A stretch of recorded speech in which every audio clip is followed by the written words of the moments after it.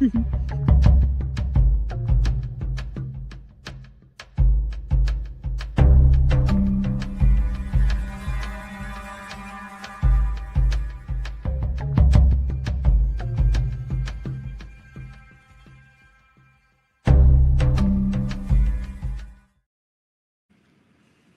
right, ladies and gentlemen, boys and girls, children of all ages, welcome to a very special live edition of Dockside at the Bay. I'm Vinnie, along with Kim. Kim, how are you tonight? Oh, I'm doing all right. It's I'm just hoping that the teeming rain that's happening right now in Chicago doesn't, affect, I don't know, my power situation or anything like that at the apartment. We've turned from cold and bitter wind to rain, and it's, I don't know, the weather's been just crazy lately for this new year, ringing in the new year weather. But yeah, no, things have been good. I had a nice holiday and nice New Year's, spent it with some friends, and it was fun to dive back into the Bay though and get to play catch up a little bit. Gosh. It's been great. This is the first time we've been live for Dockside in, oh my gosh, close to a year. Yeah. It's been a while. Yeah. Yeah. We've done a lot of pre-tapes and everything. It just works better with the scheduling, but you know what? It's all right because we're here live tonight, and we're not going to jinx it, but we might have a special run-in. But I don't want to guarantee anything because I was not guaranteed. So if it happens, you will know. Yes. But we're here tonight to talk all about the Emmy Award-winning web soap, The Bay. And we're in season 7, episode 9. For those who have not watched in a while because we haven't been live, you should go check out our archive, which is on suds-media.com, or the RSS feed, which is Suds and Squared Circle Media. But either way, this episode was a very, very quick episode. It was more of just informational. Definitely. It was kind of not recapping, but it was definitely just kind of exploring digging a little bit more into the world that we got introduced to in Puerto Rico in the last episode. But we did have some stuff tacked on towards the end that got a little bit, it just kind of veered into a territory I wasn't expecting. And it's been a bit since I'd seen it. So the ending it almost took me by surprise, even though I have seen the episode previously. It just kind of wasn't out of left field, but it did sort of just kind of break away from where we were, which was Puerto Rico and this whole crazy situation we have going with our friends who are being held captive. And it's just, there's a lot going on. There absolutely is. And, we give the Bay a lot of credit, obviously, for a lot of stuff that they do. And the way that Gregory Martin, puts the show together, and I can't keep the producers out, but the fact that we see the way that he processes all the information together, right? So the way that he tells the story, we know that Adam is holding Tamara, Daniel, and Vivian in Puerto Rico. We know that Pete and RJ and Caleb are in Puerto Rico. They're working on their mission. But the way that it keeps the suspense building, because it goes back and forth between Pete and Adam and the people in Bay City, and just how they interweave everything and keep that suspense going is absolutely fantastic. Oh yeah. No, it keeps you on your toes and it keeps you engaged. And it's not like we're jumping into flashbacks or previous eras even, but we're just jumping back and forth in between these different worlds and we're getting to keep tabs on characters that we kind of, not that they're out of sight, out of mind, but for instance, when we saw the scene with Drea, when she showed, she showed, I mean, that character is kind of on the periphery, but they blend them back in such a seamless way that it's like, oh, okay, now I remember that plot point, that detail. And it's not heavy on the exposition or anything like that, but we do like it lets us refamiliarize ourselves with a story that was kind of out of sight, out of mind because of all the action that's taking place in another storyline. Right. It's just the way that it just kind of flips back and forth. And still, but it's still an umbrella. At the end of the day, we're still kind of in an umbrella story because we have everyone navigating everything that's happening in Bay City and everything that's happening. Everyone's involved because it's a small community and everyone's just trying to figure out exactly what's going on. I mean, poor Evan is just trying to figure out what's going on. Same with Tamara, same with Daniel. So it's a lot of explanation and a lot of folks just kind of filling in gaps, but it was done in such a seamless, non-clunky way. It didn't feel like they were just spoon feeding us this information. We were getting updates almost in real time, alongside these characters and figuring it out alongside them, because we still have Sarah that's still in the hospital. She's as far as we know, she's still in a coma. Yeah. We still have I almost said Bobby, but Sophia watching over the baby while Pete's on his rescue mission. So we still have the story of the people in Bay City that are still dealing with the aftermath of this abduction. There's New Year's Eve abduction that Adam perpetrated on Bay City and literally just targeted the Garrett family. His family, if you really want to think about it. Right. I mean, it's such an interesting sort of component because, we still don't know that much about Adam. I mean, we do, but we don't. We know obviously that he's Pete's brother. We know obviously that like his, he's the evil twin, the bad seed, but we don't really know exactly all don't know the full scope of this character just yet, but we see him just wreaking all this havoc and causing all this chaos. And unpacking this character though, and like learning like little by little about him, I appreciate that because it keeps us in suspense longer. It's like we don't know all the cards aren't on the table yet for this guy. We don't know his entire villain origin story just yet. Well, before we get to any other part of the show, we actually do have a run-in special guest that we're going to bring on stage right now. He is the director, producer, creator of The Bay, Gregory Martin. Hello. Hi. How are you? Nice to see you. Good to see you again. Yeah. Good to see you as well. Great to see you too. Thank you for joining us on this very special live edition of Dockside at The Bay. Well, yes, I'm happy to be here. I really appreciate all your support, and you guys are amazing. And I love listening to the podcast, and you guys teach me some things every once in a while when I was like, oh wait, I did mean that. I'm like, did I mean that? I don't know, but it sounds good. Well, yes. Thank you so much for coming on. I'm glad that you were able to get away from your shoot for a little while.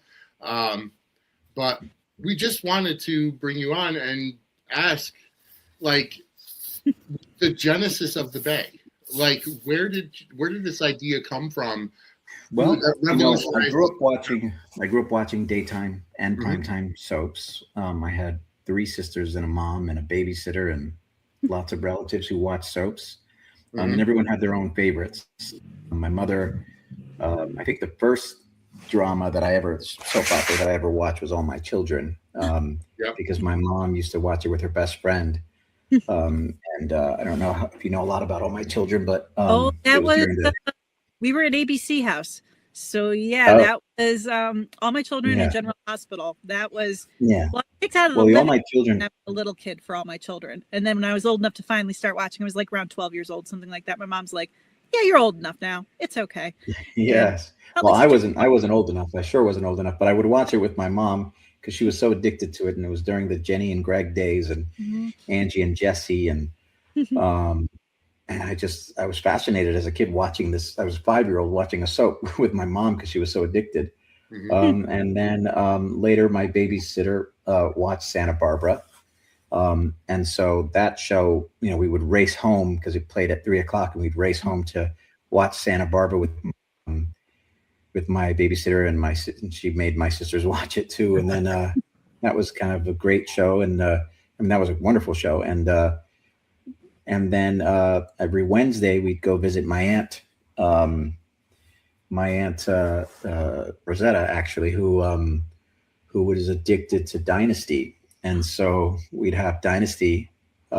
We'd watch Dynasty. So I just kind of got into soaps as a child, and then eventually I became a fan of One Life to Live, and then Another World, and then General Hospital. And those are pretty much the only shows I really watched. But I just kind of grew up watching those shows, and so yeah. So, and that's what inspired the Bay. So. Well, it's funny that because generational thing with the soaps, though, as you described, and just seeing it, even when All My Children was canceled, it was just such a devastating thing, because it's like, this is something that I grew up on. This is something that I associate with, summer vacation when I was a kid, and it was a connection I had with my mom. It was, I'd come home from school and we'd watch the recorded episode of it, and it just, so seeing soapy resurgence, as in the Bay, as in Beyond the Gates, as in these, series that are just, it's so gratifying and so wonderful to see, because for a while I just thought it was going to get taken from us and we weren't going to see any replacement, unless you count time soapy dramas and stuff like that. But yeah, and it was actually a great, for me to actually grow up watching soaps and then get to work on them, because I did work on 3 different soaps. Yeah. I think it was wonderful. It was great. I've always loved soaps. So prior to which soaps did you work on previously prior to the Bay? I did Another World first. Gotcha. And then General Hospital. Okay. Then Beyond the Gates. So Beyond the Gates, that must have been incredible. I just, oh gosh, so when I found out that show was debuting, I was just over the moon, and it's lived up to every expectation that I've had. It's such a fun run. So yeah, that was fun. I only wrote the first season because I had to go back to do the Bay. And did you see this past season of the Bay, season 10? I'm not there yet. Haven't watched it yet. I'm actually gonna. Did you watch it live? And I'm gonna. Maybe we should do a live, watch it in real time together for the first time. Maybe we should do an episode on that. Yeah, that's a good idea. I know I've been so working through the backstory that I haven't gone to the current stuff yet. So oh wow! I have to tell you, for me, it's the best season. It's the show. Season 10 is. I think we do things in season 10 that we haven't done before, and I feel like the show is exactly where I want it to be. And I say that every year because it gets closer and closer to where I've wanted it to be. But I love season 10. Season 10 is, for me, our best season. So there's a lot to look forward to. So now, I just have a question. This is just so obviously, with the Bay, I mean, it started out, obviously, web series, small independent but these characters and everything, I mean, it's such a rich, world that you've created. How long have those characters lived? How long were they living in your head before you finally got them down on paper and were able to just kind of create this world? Well, most of them were living in my head since I was a kid. Garrett's were, as a child, because I grew up watching these soaps, I created my own version of, it started off drawing pictures, and then I would do synopsises, and then eventually it turned into scripts. And then, I had these characters in my mind since before I could write a story. And so particularly the Garretts, they've been, the Ramoses and the Garretts, they've been in my mind since I was a child, since I was 6. So. And just because you said, now it's where you want it to be, has your plan, obviously series, change and story Bibles change and things like that. And with the way that the Bay is filmed and created everything, how do you, compared to when you started out with it, compared to now, how much has just radically shifted in terms of what you storyline? A lot. I think one of the things that we did was we found our footing. There was in the beginning, I wanted to do a show, like a daytime show that you watch every day, but we were doing it in in 12-minute webisodes, and it just wasn't working. So I think it took us a little time to kind of really figure out the flow and then understand the audience and what the audience wanted. So for me, I always tell people when they're when they're tuning into debate to start with season 3, because I feel like season 3 was, there's wonderful moments in season 1 and wonderful moments in season 2. And there's some people that really love season 2, but the 3 is where me as a writer, we actually had a writing team and we wrote the whole season all at once, and we shot it all at once, and then we pretty much did that from then on out. But for seasons 1 and 2, we kind of pulled it together because we didn't really know what the format was, and then we became a long form show, and then that's when we recut the original season, the beginning, which is there were the webisodes, and we turned those into 10 broadcast half-hour shows. Right. And then we restructured our season 1 for Amazon into like a long form show. And then season 3 was really the first season that it was midway through season 2 that we became a long form show. Okay. So it took a little, so the first half of season 2 has moments that are not so great, but then once we got into the formula of doing a long form show, then that's when it just felt better. It just felt like it was more grounded. And then it took me a little time to kind of narrow out certain storylines that I wanted to focus on. And then because it's all non-exclusive deals, sometimes we have to readjust something because we may lose an actor, or something happens where just the focus shifts for whatever reason. There's a trillion different reasons why. And I feel like now the show is exactly where I want it to be. But it took a little time to get there. Season 7 was my favorite season for a little while. And then I really love season 9. And then now season 10 is my favorite. So, yeah. Well, we are working through season 7 right now, as a matter of fact. Yes. And, okay, cool.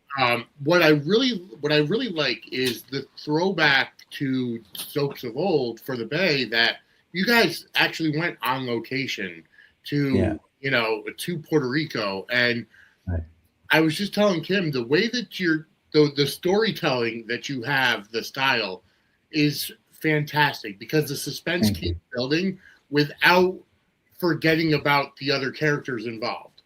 And yeah. That's another thing that we often do, is we try to, if there's a hole in the story, like we'll watch the season after it's done, and we're like, you know what, we didn't cover this. Well, we'll do it next season. And so we have another 14 episodes to write, and so we have to figure out how to make sure that we kind of cross all of our T's and dot all of our I's. And so, but sometimes we don't recognize that until after we've watched the show, and then we're like, wait, we need to tackle this storyline. We just kind of left it hanging, or this plot that we just kind of didn't really. And we try to eventually, share that help the audience understand what that meant, or whatever that plot was that we didn't tackle fully. We try to at least explain it in some way, seasons. So. So I first of all, I have to say the cast of the show, is fantastic. You guys have an all-star cast, from Mary Beth Evans to, the late great Tristan Rogers and Jackie Zeman, as well as, the two gentlemen that played Mayor Jack, Nicholas Coster and John Pratt. And just soap legends. Like, how is it for you watching soaps growing up, that now you're working with these legendary actors? How is it for you? Do you ever get those like a fanboy out? Yes.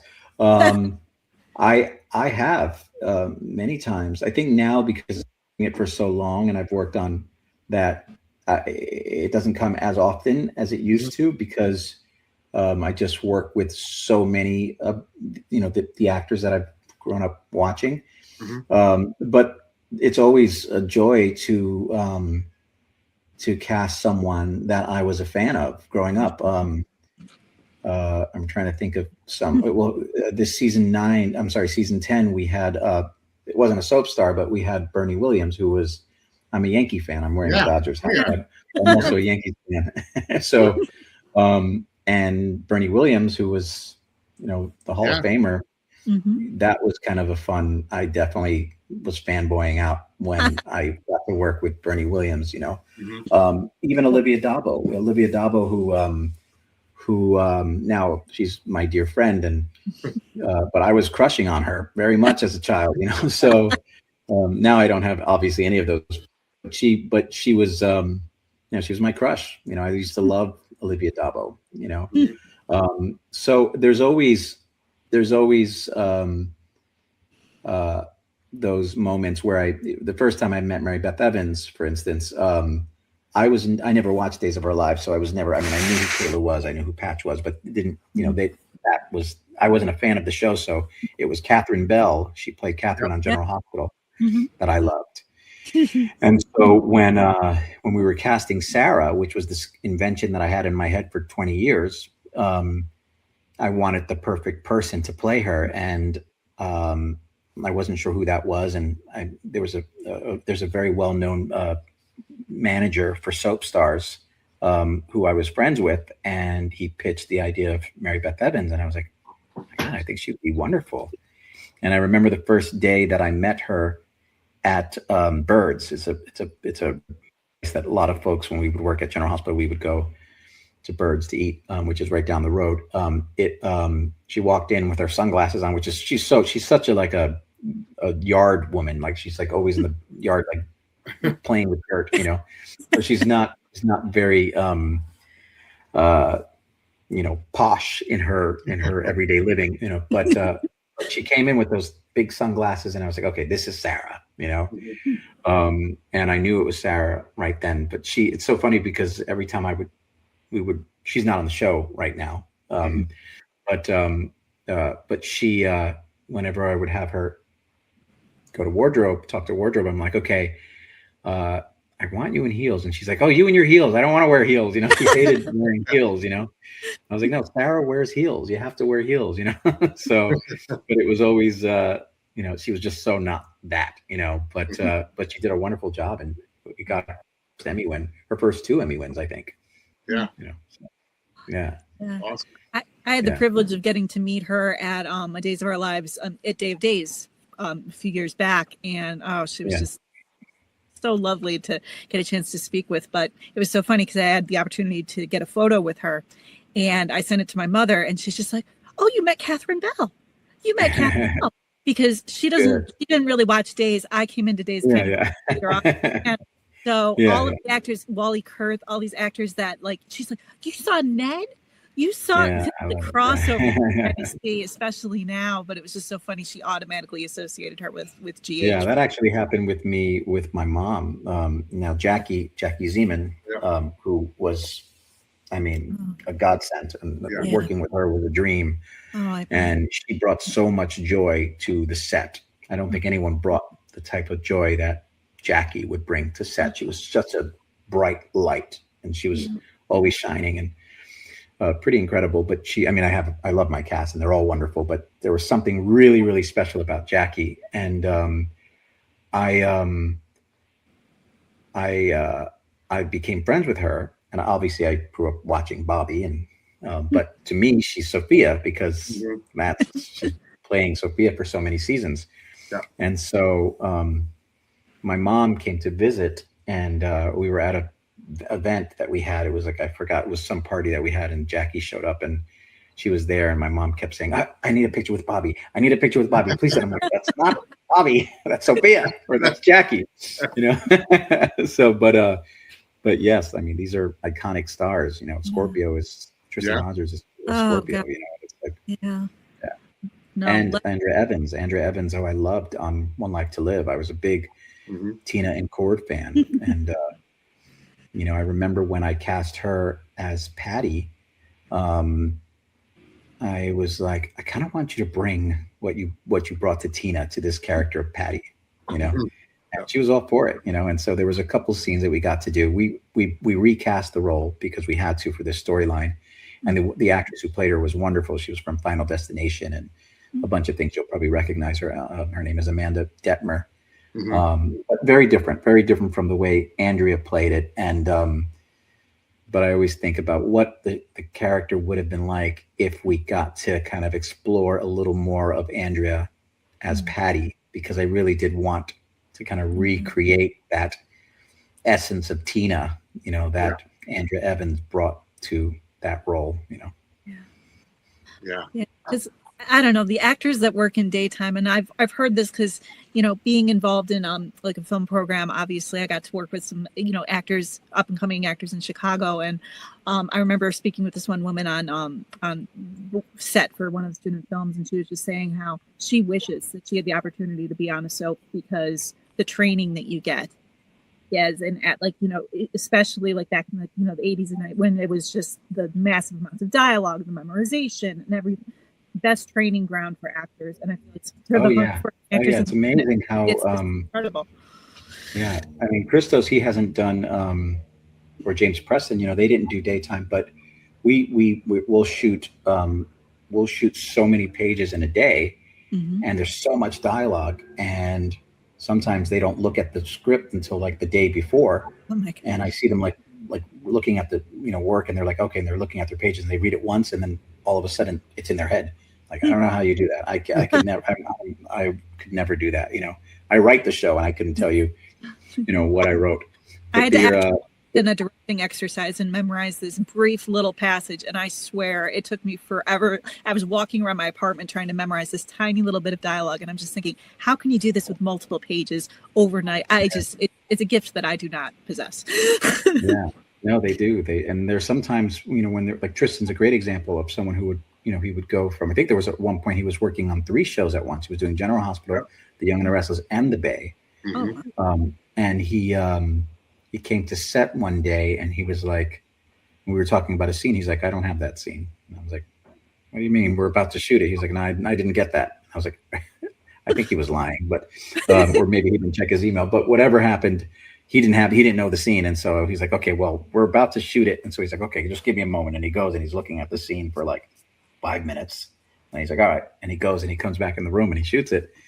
But he did it, you know, because they're so used to working, you know, in these environments, you know. So with Christos, I have to say, you found a diamond in the rough.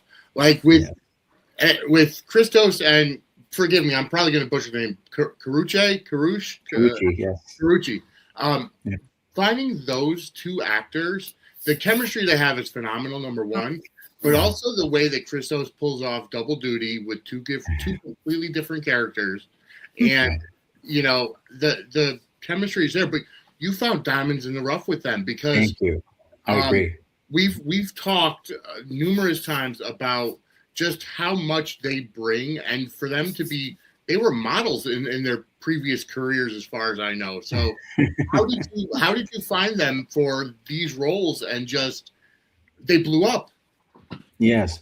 Well, I'll tell you, I met them at very different times. There was a different Vivian. I don't know if she ended up in the cut for the Bay the Beginning. Was there a different Vivian in that? Vivian was referenced in Bay the Beginning, but I don't know if we actually saw her. They had said that like she. So I think when they recut them for long form. I'm not quite sure how to help you with that. Sorry, that's Alexa. She has a mind of her own.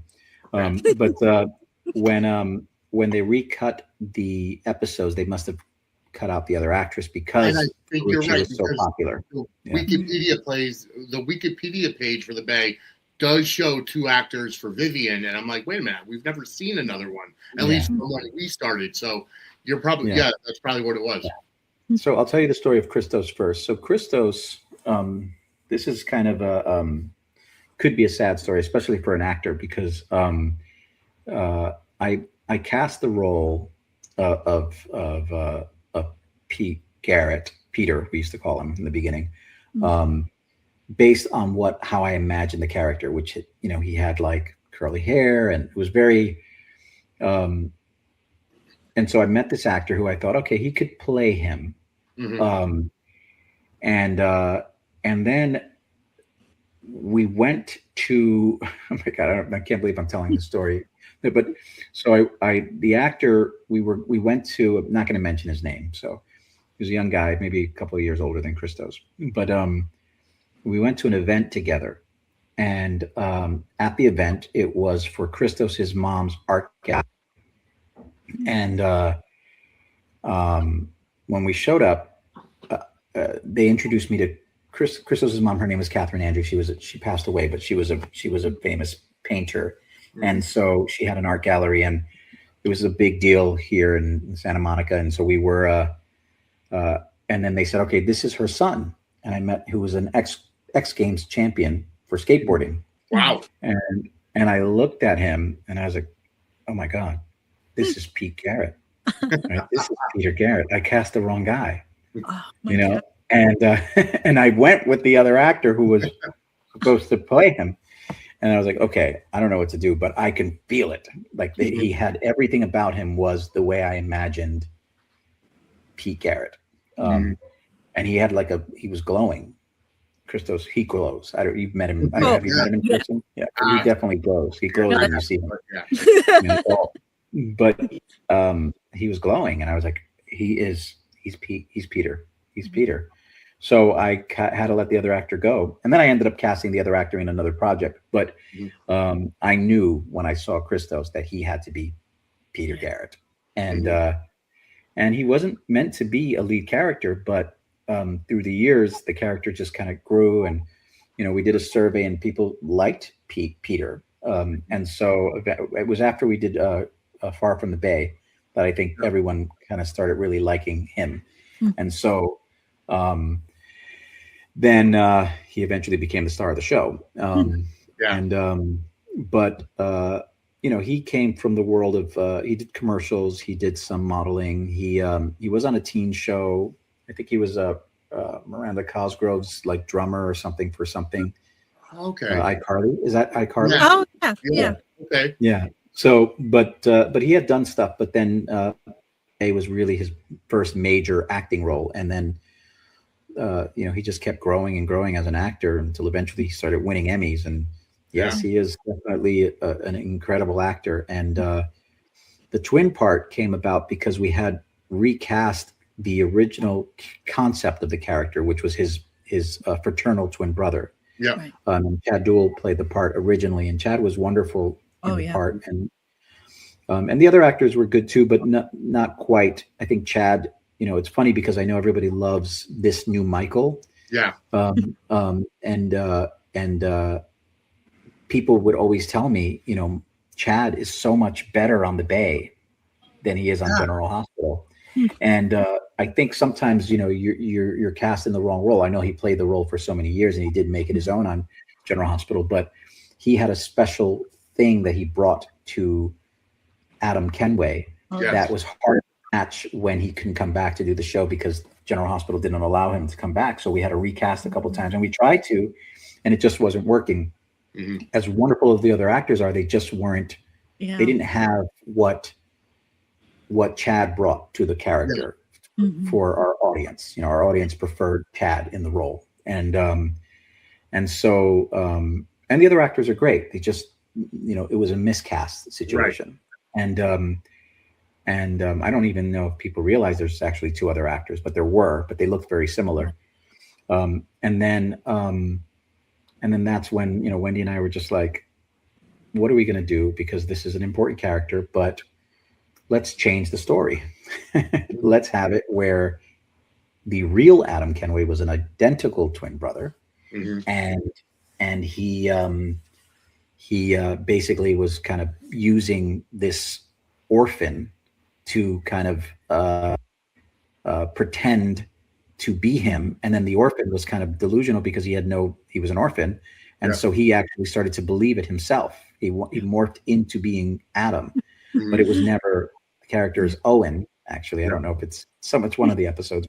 His real name is Owen, and he was an orphan that was pretending that Adam paid off to kind of get information. And then eventually he started to kind of believe that he was really Adam Kenway, and then eventually the real Adam Kenway came about, who was this kind of diabolical, insane, mastermind. Well, I love that lore though, and I love how it kind of shifted. And it's one of those things where it's like you anticipate with one act, it just changes that needed to be made, but the change itself, I mean, and Vinnie and I have discussed this, just how amazing. I mean, having it be like, wind up where Christos gets to play the dual role, gets to play the evil twin. It's such a interesting twist of fate that kind of led to that. But the payoff, and the interesting thing about that was a lot of people, like Christos himself, he was like, this is going to be hokey. We've always seen like evil twins on soaps, right? And so I was like, no, I think you can do it. And he didn't believe himself at the time. And then I was like, trust me, you can.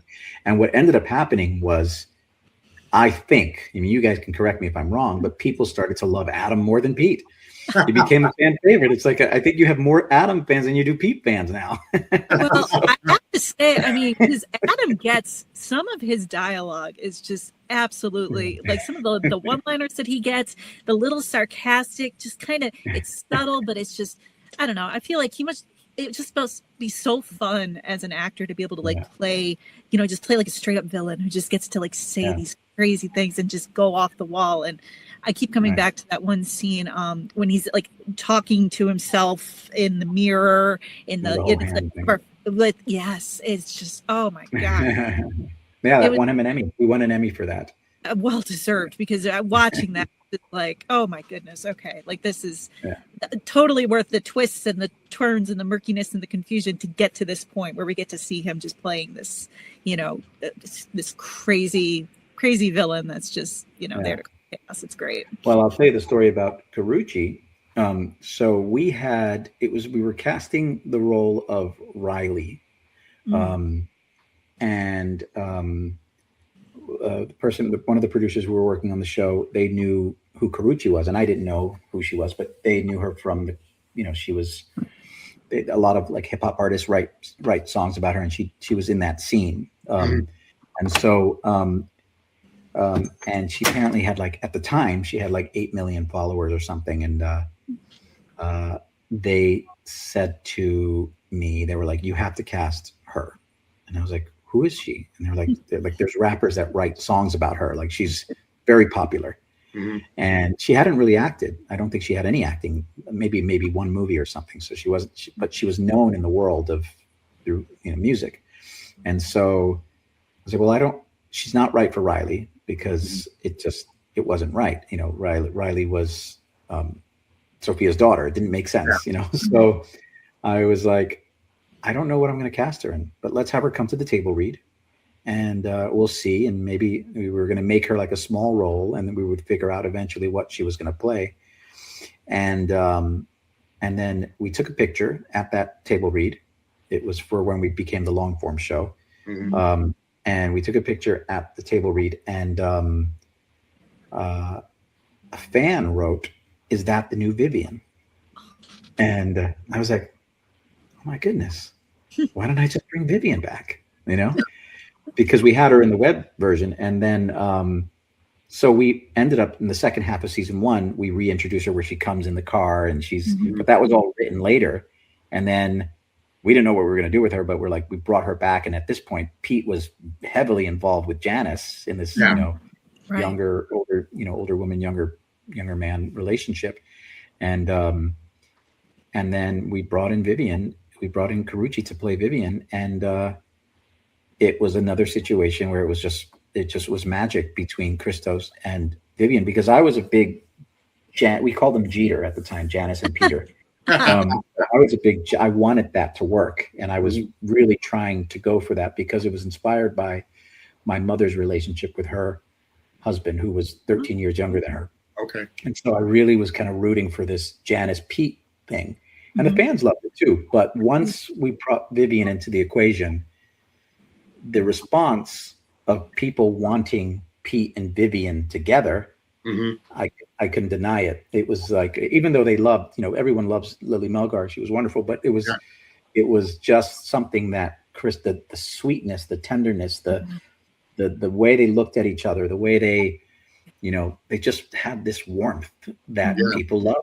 And there was almost like an innocence of beauty. I don't know how to explain it, but whatever it was, it was just, it was undenying, and that's when I knew I had to make Pete and Vivian our super couple. A little bit of like a kill your darling situation, but also for the sake of like a super couple in a way, because it's like when they have that chemistry and they have that spark and you lean into it. I mean, the two of them, totally. They're gorgeous together, and it's just I know everybody loves them, and it's like my family threatens me, and whenever they think I'm gonna like kill Vivian off or something, they threaten me. So. Hey, I'd be getting in on those threats too. They're my favorite. I don't want to take up too much of your time, but I do want to at least ask what other projects you're working on right now. I see you heavily promoting The Raven. Yes. And so what other projects do you have going on besides the Bay? Well, we have a few different things going on. We just released season 10 of the Bay, which I think is, like I said, our best season yet. It'll be out on VOD. I just found out that the Roku, because they're so late in like releasing on the season 9 on VOD, and everyone keeps hounding me and asking me, and it's like, trust me, I want it out just as bad as you do. My distributors aren't, the distribution platforms haven't released it yet. Right. But I just found out that the Roku channel is going to be releasing it on season 9 on February 1st. So for those who haven't watched, and then Amazon it's supposed to hit any day now. Okay. I think Tubi released one episode of season 9. I don't know why they did that. But I saw that. Because I watched and do my rewatching through Tubi, and I noticed that crop up, and I was like, oh, okay, just the one. Yeah. Bit. So I do like people to watch on Tubi. That's the best for us. But I just don't know when they're going to release these episodes. So and then season 10 right now, we just did the live on Popstar, and so we usually wait till they get the exclusive, and then we wait a few months, and then so we're hoping that by March, season 10 will be available on. I did a movie called, I was a producer on it. I didn't write or direct it, but James Preston is the lead character in it. It's called The Plastic Men. And that's a great film. You should watch it if you haven't. And then my new movie, The Raven, which is based on the works of Edgar Allan Poe, that will be out on VOD on the 16th of January, so next Friday.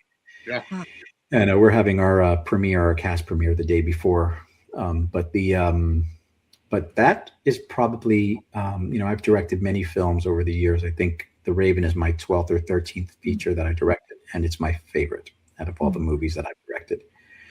So I really hope that people like it and receive it well. I hope you guys enjoy it. So, and Christos is leading that. Christos plays the lead, and Mike Manning.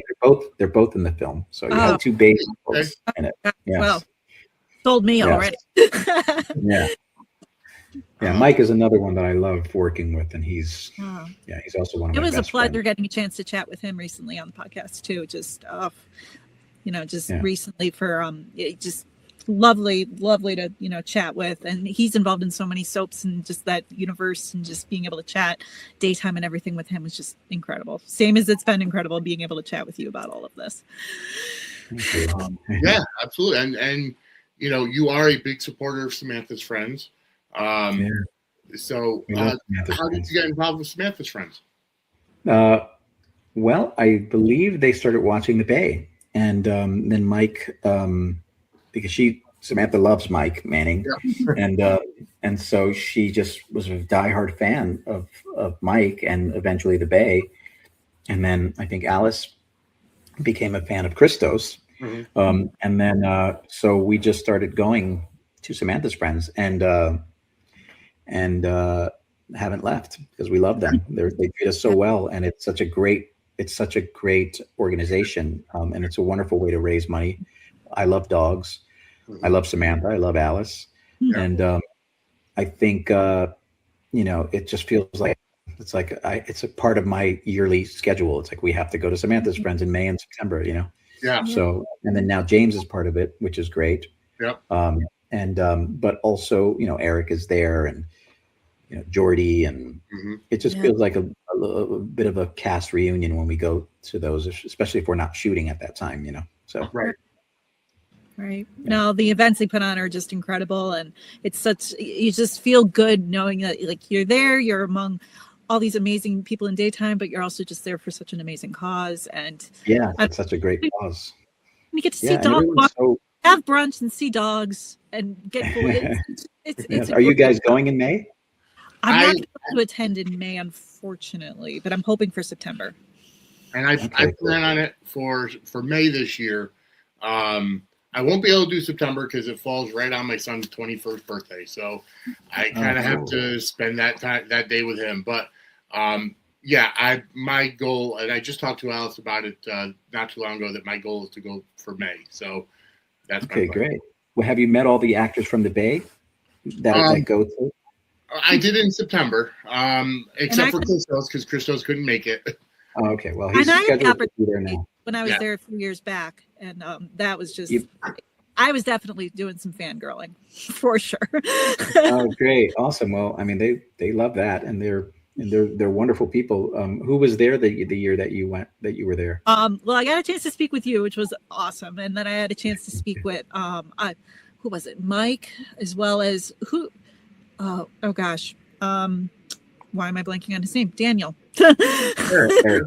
Thank you. Mm-hmm. Yes. And we had the opportunity to film the little promotion for Dockside too, which was just that was. Oh, that's right. Yes. That was so much fun. Yes. That was a highlight for sure. No, it was great getting a chance to see all these actors, and yes, just it's such a cool the soap universe. It's a small community, I feel, but it's just like, it's a mighty fun, lovely community of just super talented people. And, being able to take part in, events with folks from the Bay, and it was lovely. And if you have the opportunity to go to the Samantha's Friends events, then take advantage. Yeah, it's actually great, especially what I also love about I don't know if people know this, or I'm sure they do, but it's very political behind the scenes. Like the shows are always at each other's throats. They're always competing with each other in real life. So, but it's not. But when you go to Samantha's Friends, it's such a camaraderie, and you have stars from General Hospital, or stars from Days of Our Lives, or stars, and everyone kind of gets along when we're all there together. But there is a very competitive, behind the scenes between the shows that is sometimes not great, which we don't ever want to participate in that. But there is it's not a friendly, the shows are actually sometimes at rivals, which is kind of ridiculous, because we should be working together, considering that there's not a lot of daytime shows, but there is a lot of competition, unnecessary competition. And that's what I love about Samantha's Friends, is the stars from the different shows. We all kind of come together, and we're all great, and we all get along wonderfully. And that's what it should be like. It shouldn't be, as competitive as it can get, because we're all doing this, and it's a great thing, especially, keeping the genre alive. That's something that we have to do, so, it's, there was one other thing I was going to mention. It was about, I can't remember what it was. There was something about, something that you said, and I wanted to mention. I can't remember what it was now, but if I remember, I'll let you know. If I flash on it, I'll bring it back to you. It's just okay, cool. Well, James, you'll get to meet James. He'll be there this time, and his character he's been on the show. I don't know if you've seen him yet, as the photographer, but his character really develops in season 9, and then by season 10, he is I think you're gonna. So hopefully you'll get to see all of the seasons before we come back. You, Vinnie in May, and then you in September. But if I'm not all caught up by September, then then there's something's wrong with me at that point. What episode are you on now of season 7? Currently Tonight we were starting to talk about episode 9. Okay, cool. So that's a great episode. It is. Yep. No, season 7 is like such a wild ride, and I'd kind of forgotten like little aspects of it. Even going in and rewatching, I'm just like, oh wait a minute, I forgot about that little twist. Oh wait, I forgot about this. So. Yeah. Cool. Well, thank you guys so much for having me. I'm glad that I could be here, and it's been a joy talking to you all. And the fact that you guys watch the show and are so dedicated means so much to me and so much to the stars of the show. Yeah. And I'm very grateful. Thank you. It means a lot. So an amazing show, and thank you so much for taking the time. It was really incredible getting a chance to speak with you again. Yes, thank you. Okay. Yes, thank you so much. Appreciate you guys. Have a great day. All right, you too. Right. Take care. Bye-bye. Thank you. Bye-bye. All right, so that was the creator, producer, director, major domo of the Bay. Oh, so that was so much fun to get a chance to chat with him. Yes, it was. So, and we've been at it for 50 minutes, folks. I want to thank you all for watching. We will kind of reboot for next week and go into season 7, episode 9 for next week, and we'll talk about it. This was more of a special guest. We didn't know if he was going to be able to make time for us, so we wanted to at least have. So happy that he was able to. Exactly. Exactly. So, for those of you who tuned in to watch about season 7, episode 9, you got a very special treat. Gregory Martin, who obviously created the Bay, came on. And then next Tuesday, we'll be back. Next Thursday, we'll be back in our normal noon time slot. And we'll be talking about episode 9 of season 7. Yes. But for all those that are watching right now, remember you can support the network. We do have the super chat function, super thanks, super stickers. They are on the bottom of the video. You do on YouTube. You do have the box with the $. And for the entire year of 2026, every month we'll be giving away a Suds and Squared Circle Media T-shirt. The way to enter is to support the network with a super chat or a super thanks or a super sticker. Every time you give us a super, you get entered into the monthly drawing for a T-shirt. And so you can enter as few or as many times as you want, and all of it does help our network. And then we'll have a random drawing live on Suds News every month, and we will go ahead and give out a T-shirt every month. So help us out and enter to win a free T-shirt.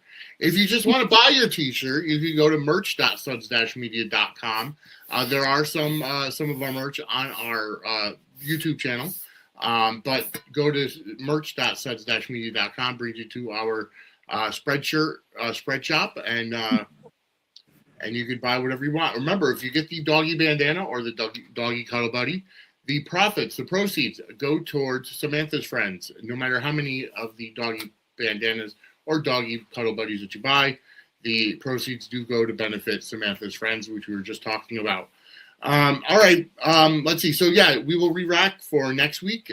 Next Thursday, we will come back and talk all about season 7, episode 9. But this was a treat tonight to have Gregory Martin on Dockside at the Bay. So, Kim, where can everybody find you? So I am Misfit8690 on Twitter. Feel free to hit me up there, as well as on Instagram and YouTube. There, I'm a Little Misfit 52. And feel free to reach out to chat about soaps or whatever else strikes your fancy. All right. And as always, you can reach me on Twitter and Facebook at Vinnie Suds. At Suds Media is our network X account, which is normally what I'm on. I don't always switch back and forth. However, with that said, you could find us on Instagram and Threads at Suds and Squared Circle. On Facebook is also Suds and Squared Circle Media. And then on TikTok at Suds_media. But for everything, you can go to suds-media.com, which brings you to our YouTube channel. So hit that like button and subscribe and turn on the notifications and send us a super and enter to win a Suds and Squared Circle t-shirt. So for Kim, I'm Vinny. We will see you next week as we go Dockside at the Bay. Have a great night, everybody. Take care, everybody.